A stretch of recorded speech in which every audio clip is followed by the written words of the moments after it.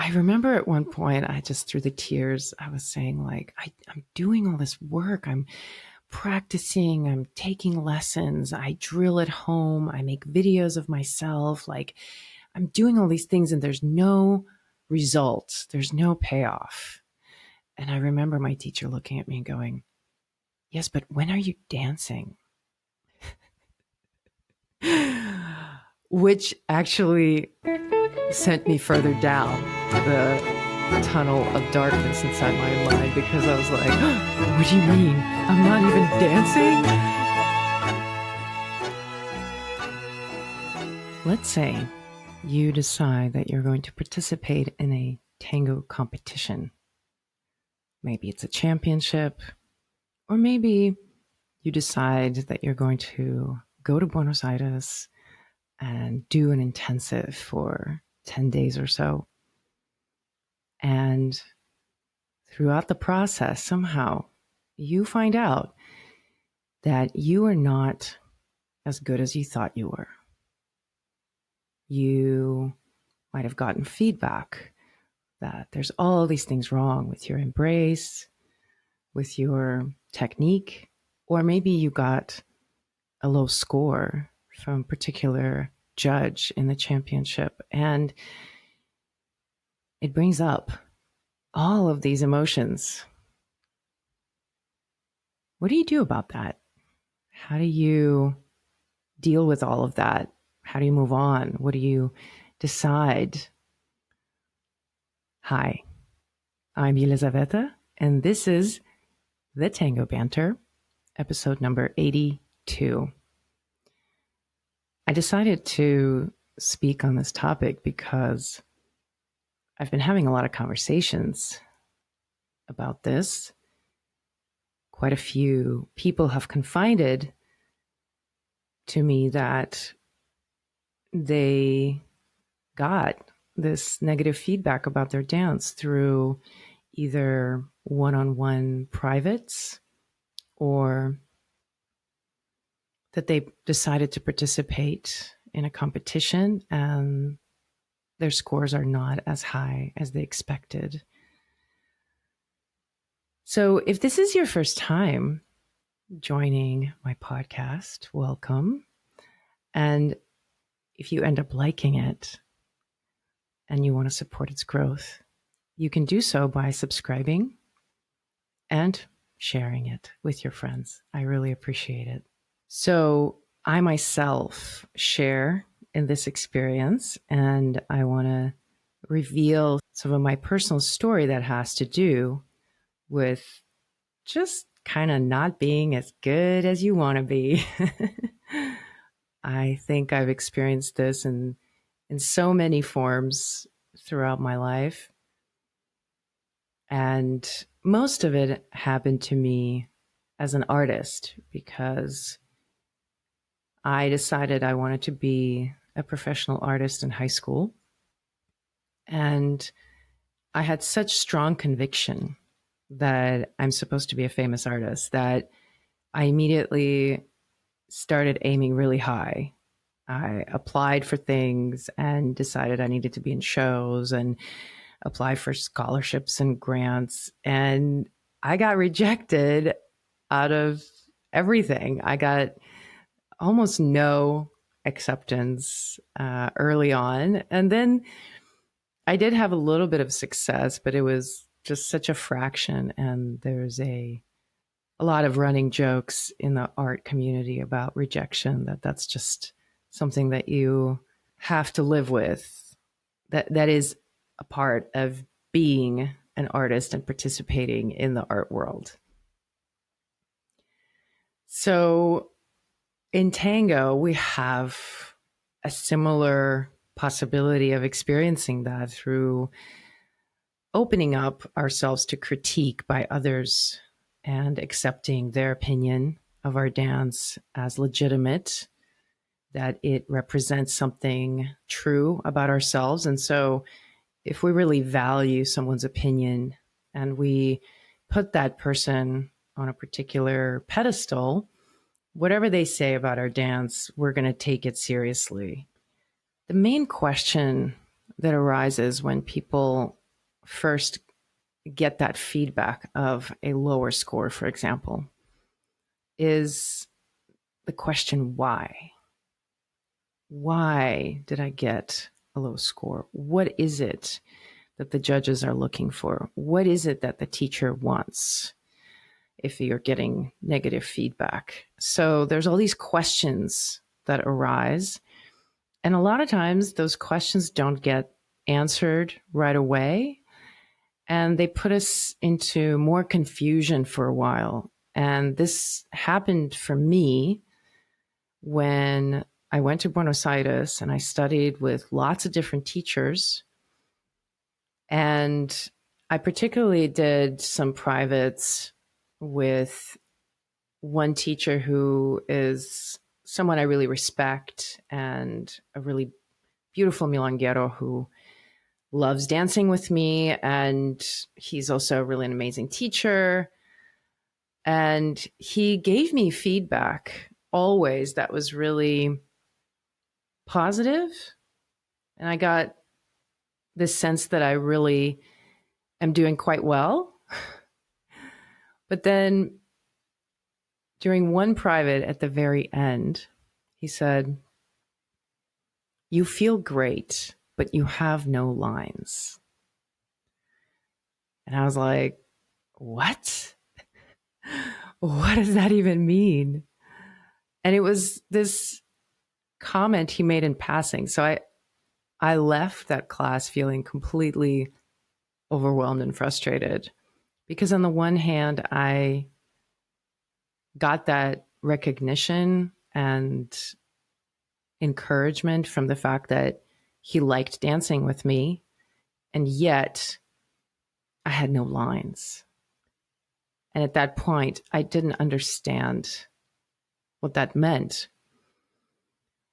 And I think that experience kind of encapsulates my whole learning experience in Buenos Aires, is that I would attend a lot of different classes and study with lots of different teachers. And all of them seemed to give me really good feedback that I appreciated, but I still was not able to resolve some of the mysterious questions that were coming up. Like, what am I supposed to do? How do I know I'm doing it? Why is this like this versus this, you know? And it was really disorienting. And I wish I could tell you that I then did a certain number of things and it all worked out and I got to be better. But it really wasn't that simple, because it did seem for me that the more I dug and the more I tried to figure out, the less I felt like I actually was getting anywhere. And I was getting more and more frustrated. And one thing that I was really frustrated about was balance, which is something that I keep hearing from many dancers who share that they're having difficulties with their technique. And so often it's balance. So for me, it was balance as well. I felt okay and pretty balanced when I danced in open embrace, but in close embrace, my balance was crap and I didn't understand why. And I kept asking, and different people would give me different feedback. And then I would have a private with one person, and then I would go dance. And that person that I danced with would give me that feedback like, "Oh, yeah, you feel great." And so I'd be like, "Oh, yeah, awesome. I got it." But then the next day, I feel like I have it figured out and I go to do it and it's not working. So I'm back to square one. It's like, well, what was it that I was doing? And what is it that I'm not doing now? So I very intimately understand that place of confusion. And I know for a fact lots and lots of dancers feel this place. And you can't really even describe it because you don't know what questions to ask. This is particularly common among followers because, once again, the way the dance is taught a lot of times is that the sequences are taught to the leaders and followers are taught to follow the leaders. And it took me a long time as a follower to start to be able to articulate my sensations and ask the question. And even from working with Chicas del Tango, my group of women who are learning to lead, I see them go through the same struggle, that when you first start to try to describe what you're feeling or what is it that you're doing, it's very hard. It's not something that is automatic. It's actually a skill that you do have to develop. So many followers, like myself, for many years, end up feeling very disoriented and insecure and unsure of what to do. And that's how I felt. Looking back, I can see the things that happened after this. I can tell what were the most helpful things for me to get to the other side of it. So the first thing that I did when I got to this place of like, I can't really figure out what I'm doing and I'm getting so much feedback and it's all contradicting and I'm completely overwhelmed, is I quit. I quit. And in hindsight, I see the value of that. I should have quit. Somebody should have come up to me and say I should take a break from tango, because I literally had a meltdown in a private session because of this. And the way it went is I had spent the whole weekend drilling on my own in my little room, and I was working on all these exercises. And then I got to the private and it was like it didn't work. I was still not able to do the movement, losing balance. And I just broke down crying. And my teachers were so taken aback. I'm sure they were like, what do we do with this grown woman melting in front of us? And I remember at one point, I just, through the tears, I was saying, like, I'm doing all this work. I'm practicing, I'm taking lessons, I drill at home, I make videos of myself. Like, I'm doing all these things and there's no results, there's no payoff. And I remember my teacher looking at me and going, yes, but when are you dancing? Which actually sent me further down the tunnel of darkness inside my own mind, because I was like, oh, what do you mean? I'm not even dancing? You mean all of this work I'm putting in is not even dancing? It was difficult for me to process that at the time. Some of that goes with my personality. I'm a little bit obsessive when it comes to, if I get interested in something, I unconsciously somehow at some point decide I must master it and I must understand it through and through. So that did happen for me with tango, is I just really wanted to figure it out. And I was on a mission. I was on a mission to figure it out. And this is where I ended up. I ended up having a meltdown. So I remember sitting in my little room in Buenos Aires and thinking to myself and just meditating and asking myself why I was doing tango. Why am I dancing? What am I trying to do here? What's the purpose? What am I trying to achieve? And most of the people around me who were foreigners coming to Buenos Aires, most of the circle of people I was hanging out with, a lot of them were there because they really had an ambition of becoming a professional touring dancer and finding a partner and training and becoming a stage performer. And for half a second, I entertained this idea. And I did get more than one invitation from a milonguero to come tour with them and teach. But I really did not feel any attraction to that beyond just, oh, that's a cool idea. In reality, I wasn't really interested in that. That was not what I was after.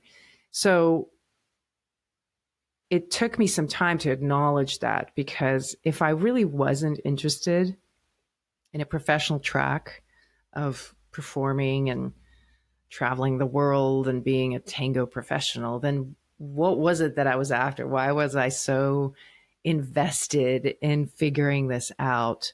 And I really couldn't come up with an answer. And so it kind of dawned on me that I really needed to quit. Like, that seemed at the time the most logical step. And I felt like a failure for doing that. I totally felt like a sellout, like, oh, I really wasn't the real deal. Because if I was for real, I would have stuck it out and figured it out. That's my personality. That's how my mind thinks. I'm sure as you're listening to me, even as I listen to myself, I think, man, if I talk to someone like that, I'd be like, dude, you need to take a break. Like, this is like too much. You're pushing too hard. And one lesson with tango that I see over and over again is that breaks are really necessary. It's such a necessary part of the learning process. And I see that represented on a macro level and micro level, whether it's like you intensely study it for some months and then all of a sudden you just hit this wall and you don't want to do any tango. You don't want to listen to any music. You don't want to go to the milonga. You just want to do completely opposite things. That can happen, and that's necessary to honor. But also on a small level, like when you go to a class and you're given instruction, there will be a point where your brain goes and shutting down. It's natural. It's very cyclical.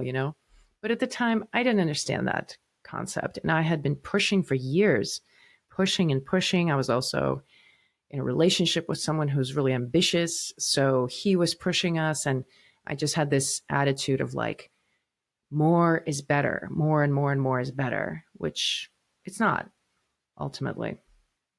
So I quit. And I then found myself sort of aimlessly wandering through the world, not knowing what to do. And one thing that I fell back on was my personal movement practice, which was developed during my yoga years. I ended up returning to that feeling of being with my own body. And in times when, even these days, when I have to take a break, when there's this feeling of like overwhelmed, most of the time, if I just do something to reconnect with my body and do movement that my body wants to do, it's almost like a reset. This is like a reset strategy. Now, somebody insightfully pointed out recently that in Tango you have two main groups of people who have experience with body mechanics and movement, dance, and then people who don't. And that is a big piece for considering the development of someone's tango as a dance form, because somebody coming in with a background in movement mechanics and an experience of just having your own sense of your body and knowing how to work with it is going to have an easier time learning tango. So having a background in some sort of movement really helps you to integrate tango concepts. Because I don't know, unfortunately or not, I can't say this is a bad thing, but a lot of times when we go to classes and we are taught tango form and mechanics, the way it's described is through pointing out individual parts. So the way I would get a lot of feedback as a follower would be like, oh, your elbow needs to go back here, and your foot needs to step over here, and your hip needs to be turned here. And it's understandable that that's a lot of times how instruction is passed on. But I've noticed that if someone doesn't have an experience with body mechanics and an awareness of how the body moves as a whole already ingrained in their body, it will be very disorienting to try to keep multiple parts in your mind at once. It takes the brain a little bit of time to deal with this new experience, right? It's like, especially when you're having to work on positions of the body that require you to balance and look different directions. It's very challenging if you don't have experience with that. Those are some of the hardest yoga poses for people when they first start, is just being able to stay balanced on one foot while looking in different directions. That's for yoga. That's like you're just on your mat by yourself and you can have props. Now, imagine doing that, all of that while moving with a partner, and on top of it all having to create mechanics that are very specific to tango that don't exist anywhere else in the world, like boleos and ochos. Like, you don't do ochos in regular life.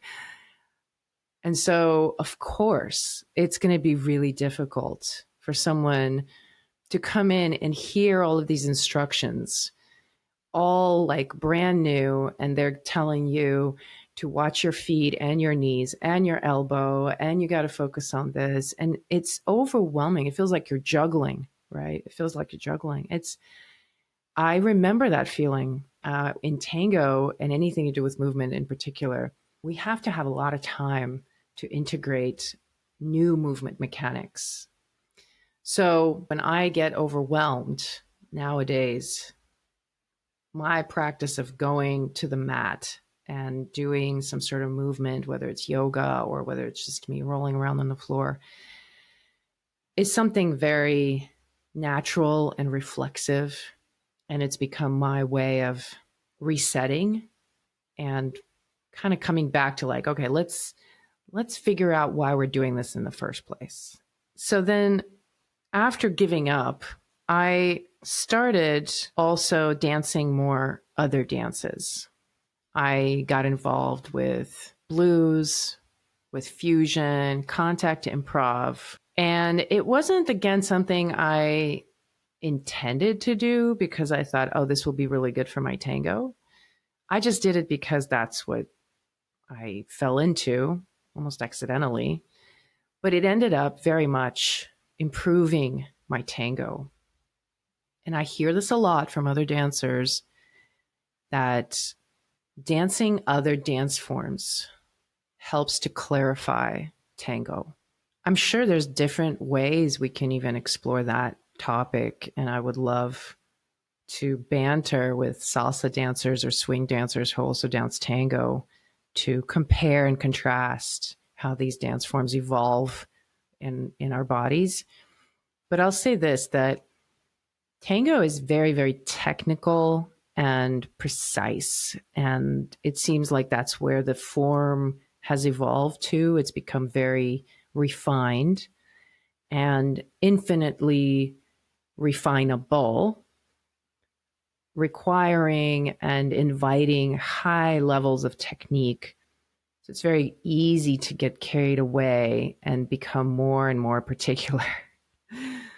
So for me, I remember I got so anal about every little detail. My feet, if my feet landed the wrong way at any point, it was like I was judging myself on every step. It's like when I was dancing inside myself, there would be, a panel of judges giving me scores. It's like proper rotation of hips, 8 out of 10. Foot landing correctly. Oh, that one's a 3 out of 10. It was brutal. That was my dance experience towards the end of my like this phase where I was like really pushing. When I started dancing blues, first of all, blues is just a very different feeling in the body anyway. It's not meant to be so rigid. It values a more relaxed tone. It depends on it. Even the aesthetic kind of depends on the tone being very relaxed. So I had to sort of let go of a lot of technique and relax. And I remember a lot of my first feedback from blues teachers was to come back to the ground, to just let go. The first fusion dancing I did, and I would go to the a Tuesday night dance or something. I remember I would just dance on my toes. Like I literally could not bring my heels to the ground. It was so unusual for me to move with my heel on the ground. And then other things like, really allowing the whole body to move as one and not to seek some sort of like this controlled, curated movement that's supposed to look a certain way. Every teacher would tell me to relax more, and it was so humbling because here I was with all of this tango experience and I had all this ego built up about all of my body mechanics knowledge at this point as a yoga teacher. And I really could not figure out how to just relax my body. And it took some time. It was like it took me some months to melt. I just saw and felt my body kind of melting down. And the more I spent time dancing with people who had more of that aesthetic, especially good dancers who had experience with not just blues, but maybe African dance and salsa and swing. And, they were very accomplished in those mechanics. It was just such a different world that opened up to me. And I was fortunate to study with a few people who really opened up my eyes to dance as a universal concept, not as a genre, but to realize that body mechanics are just one thing. They're not like, oh, there's mechanics for tango and there's mechanics for blues and mechanics for ballet. It's all one body. The range of motion that you have in your body can be used for different expressions. It can be used for blues, it can be used for tango, but ultimately there's common denominators. And so as I was dancing more blues, I was realizing that I was starting to understand what the tango feedback I was getting meant, because I kind of could feel the opposite of tango. Again, it wasn't something that I was like aware was going to be helpful, but now I frequently will encourage people who come to me and say, oh, I haven't really been feeling like dancing a lot of tango. I've been more into salsa. And I'm always encouraging that, even though they might come to me with this sort of guilty tone in their voice, like, oh, I know I shouldn't be cheating on tango. But honestly, if you feel the draw to another dance form, if another dance form is curious to you, definitely go for it. When you just put yourself in a condition of a different experience, it opens up your mind in a different way and it stimulates and makes you better. The third thing that I'll say that I kind of dropped into that ended up really pushing my dance along is getting more into the music. And I wouldn't say it's specifically tango music, but music in general. When I was really into the blues scene in Portland and studying a lot of blues, I was fortunate enough to be part of this intensive that was run by a local teacher that happened during the Blues Fest that they hold every year in July. And she, as part of our intensive, invited different blues musicians to play music live for us as we were learning different movements. And I don't know very much about blues, but there are many, many types of blues. I think the number at least that I remember is 12 types of blues. And of course, I wouldn't be good enough to tell you the differences between them, but just so you appreciate the innovation of this kind of an intensive, right? To be able to actually hear live musicians perform different rhythms and show you where blues comes from and that whole culture, right? Something that I just didn't even know I should be interested in, but it's actually a fascinating world, just like tango music is. It comes from a lot of suffering. So we would spend 3 to 4 hours a day with a live musician playing for us as we learn new movements. And then we would sometimes attend a African drumming class and drum together and learn different rhythms. That was pivotal for me to really feel how music informs movement. And again, tango music is quite complex. It has a lot of bells and whistles, and it takes some time to understand how the sound that you're hearing is supposed to look in your body and how to create that variety.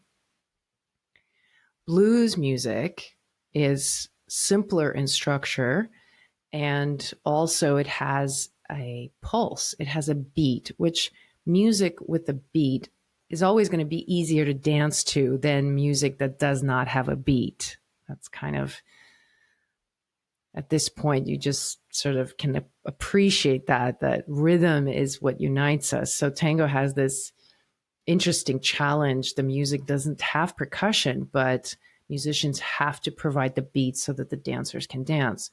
Well, for blues music, you really have to connect with the pulse. Blues music is all about expressing the pulse with your body. And the image that I was given at some point that really encapsulated the meaning of blues is the movement that you're getting in blues has to do with the context in which blues music was created, which it was born out of suffering of African slaves. So a lot of music is about that, is about being owned, is about being a slave and suffering. So you imagine slaves who have to work in the fields for many, many hours, and then at night they get to come together and play music and dance.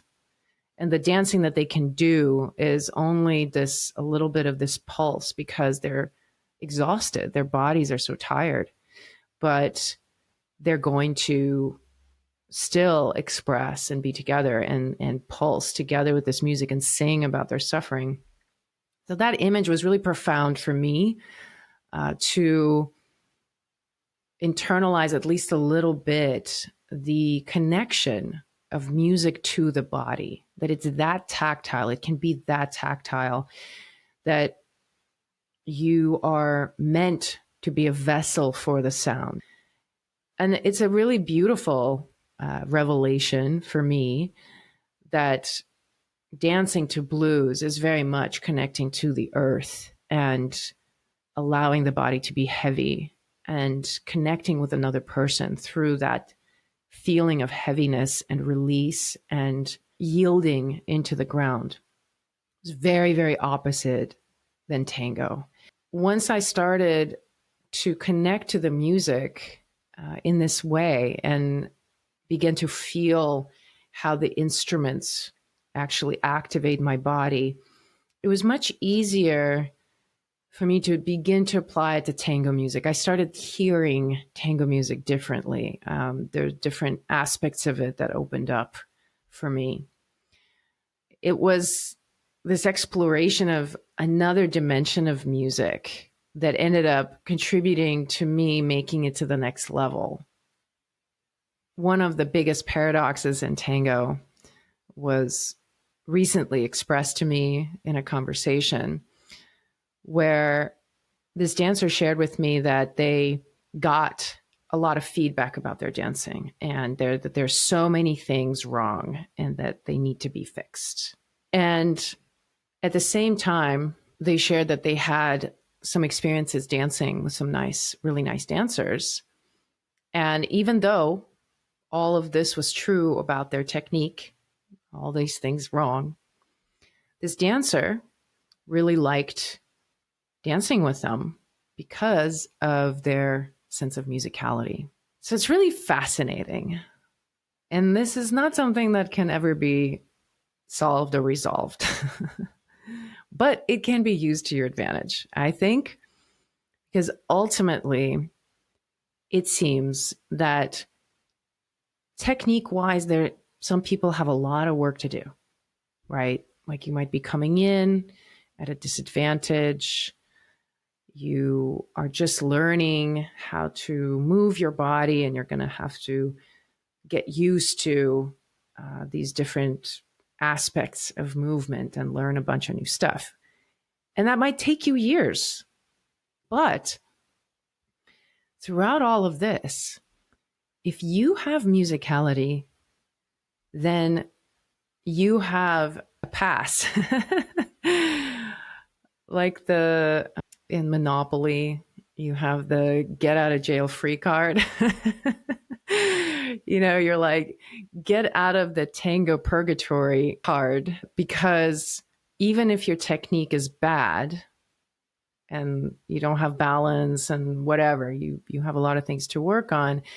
If you have musicality, you are guaranteed to dance with better dancers, because ultimately when I dance with somebody, I really don't care if they have the perfect ochos. It matters to me that my partner is balanced, right? But that's because if they're not balanced, they're going to pull me off axis. So that matters, yes. But even with that, there's a magical thing happens when both people are musical, and the music and the intention to show the music, the intention to express the music is going to solve other things. It will make you more on time. It will get you to be more balanced. It will relax your body more, because the music is the bridge between you and your partner. It's the common ground. The space is your common ground. The floor is your common ground, sure. But when it comes to, what is really that can give us the most direct access to the other person in the dance in this moment, it's the music. So if your partner's zeroing in on the music and you are as well, you can have the same amount of trouble with your balance, the same amount of difficulty with your rotation and pivots, but the experience for you and your partner will be better.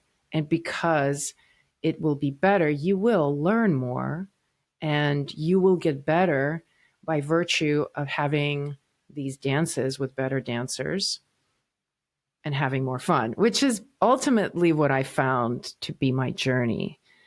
As I look back, I did not intend to really find the solution to any of my questions that I left when I left Buenos Aires. I decided I was going to quit.